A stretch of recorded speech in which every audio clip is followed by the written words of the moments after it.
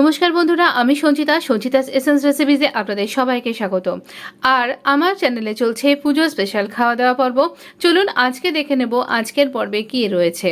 ভীষণ সুন্দর আর ভীষণ টেস্টি ফিশ ফ্রাই রেসিপি, খুব সহজে। আর এটাতে আপনাকে ম্যারিনেট করে রেখে দিতে হবে না অনেকক্ষণের জন্য।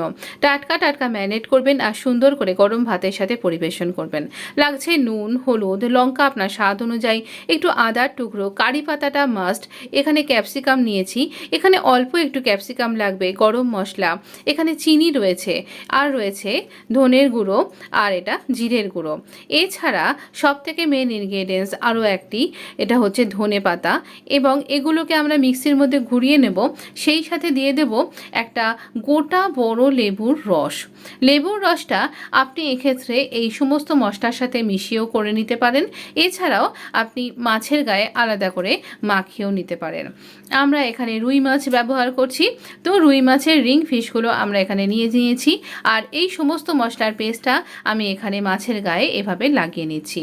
যতটা ভালো এখানে ভালোভাবে মাখিয়ে নেওয়া যাবে। আমরা রান্নাটা করব এখানে সাদা তেলে, তবে আপনার যদি মনে হয় তাহলে আপনি অলিভ অয়েল কিংবা সর্ষের তেল বা মাস্টার্ড অয়েলেও কিন্তু করতে পারেন।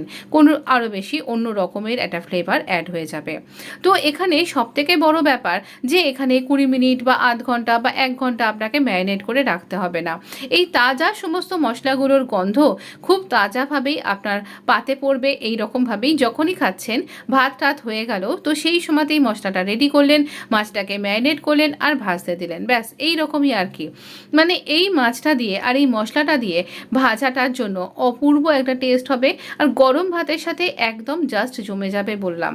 তো এই রকম একটা রেসিপি অবশ্যই কিন্তু ট্রাই করুন।